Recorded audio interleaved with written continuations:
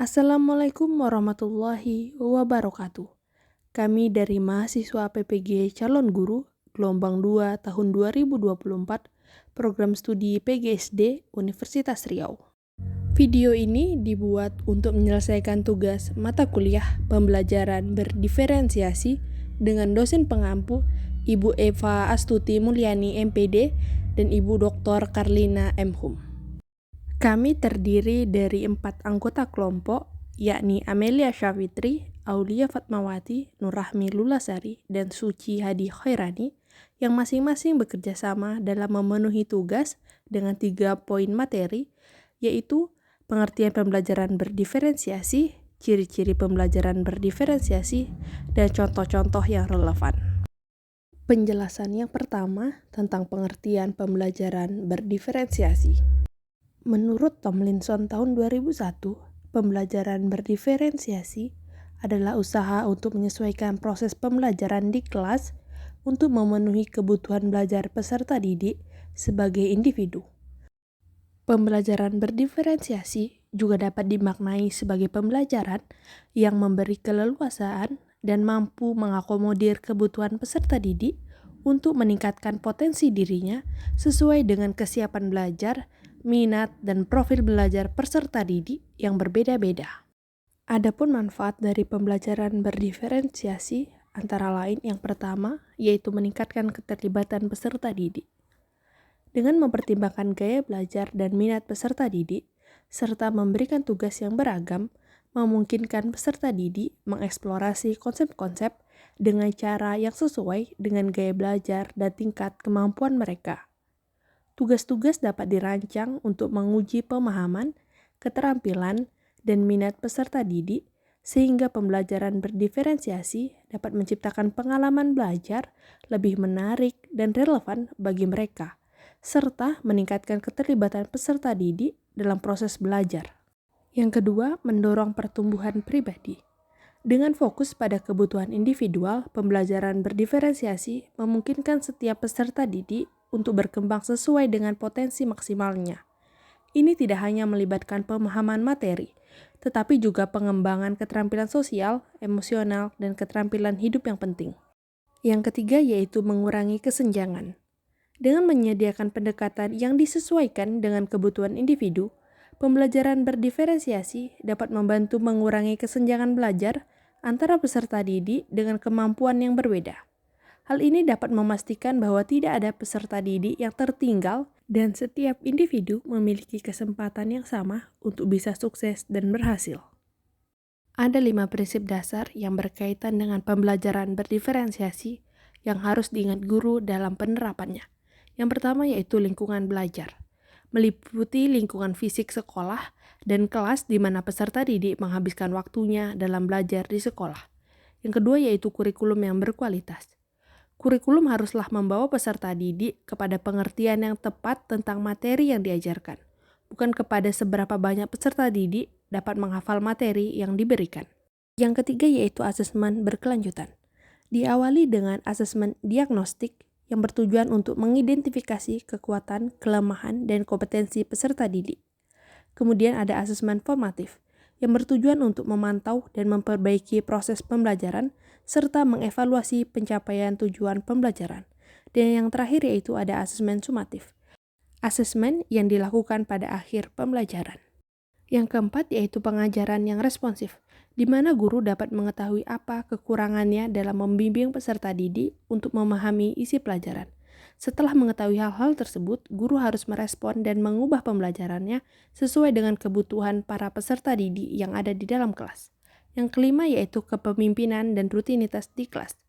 Kepemimpinan di sini berarti guru dapat memimpin peserta didiknya agar dapat mengikuti pembelajaran dalam iklim pembelajaran dan situasi yang kondusif, melalui kesepakatan kelas yang ditetapkan bersama. Sedangkan rutinitas di kelas mengacu pada keterampilan guru dalam mengelola atau mengatur kelasnya dengan baik.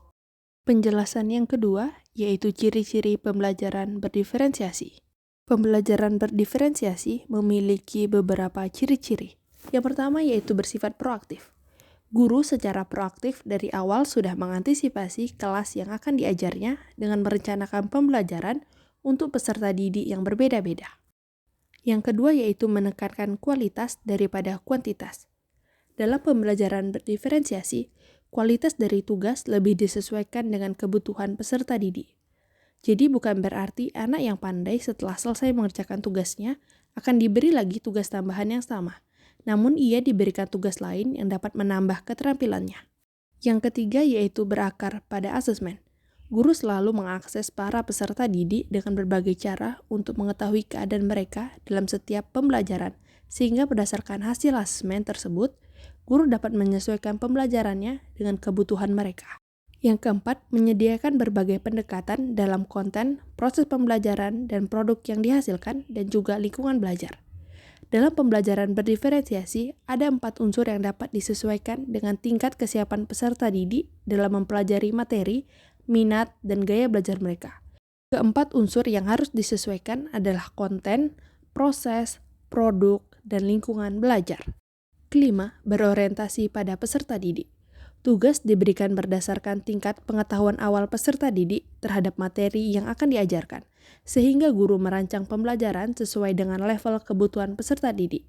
Guru lebih banyak mengatur waktu, ruang, dan kegiatan yang akan dilakukan peserta didik daripada menyajikan informasi kepada peserta didik.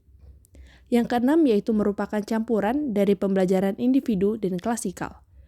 Guru memberikan kesempatan kepada peserta didik untuk kadang-kadang belajar bersama-sama secara klasikal dan dapat juga belajar secara individu. Yang ketujuh yaitu bersifat hidup. Guru berkolaborasi dengan peserta didik terus-menerus termasuk untuk menyusun tujuan kelas maupun individu dari para peserta didik.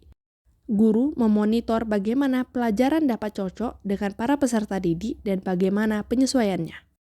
Perlu kita ketahui bahwa ada 4 aspek yang dapat dikendalikan guru dalam pembelajaran berdiferensiasi. Yang pertama yaitu konten, yang kedua proses, yang ketiga produk, dan yang keempat lingkungan belajar. Konten adalah materi apa yang akan diajarkan oleh guru di kelas atau materi apa yang akan dipelajari oleh peserta didik di kelas. Proses pada bagian ini adalah kegiatan yang dilakukan peserta didik di kelas. Kegiatan-kegiatan yang dilakukan oleh peserta didik ini tidak diberi penilaian kuantitatif berupa angka, melainkan penilaian kualitatif, yaitu berupa catatan-catatan umpan balik mengenai sikap, pengetahuan, dan keterampilan apa yang masih kurang dan perlu diperbaiki atau ditingkatkan oleh peserta didik. Kemudian ada produk. Produk sifatnya sumatif, perlu diberi nilai. Produk lebih membutuhkan waktu yang lama untuk menyelesaikannya dan melibatkan pemahaman yang lebih luas dan mendalam dari peserta didik. Yang terakhir yaitu lingkungan belajar. Lingkungan belajar yang dimaksud meliputi suasana kelas secara personal, sosial, dan fisik.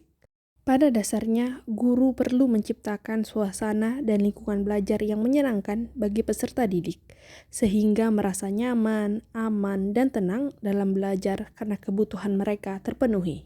Dalam penerapan pembelajaran berdiferensiasi, ada beberapa tahapan yang saling terikat, berkesinambungan, dan berulang. Diawali dengan tahapan asesmen diagnostik. Asesmen diagnostik merupakan tahapan yang paling mendasar dilakukan dalam sebuah proses pembelajaran yang berdiferensiasi.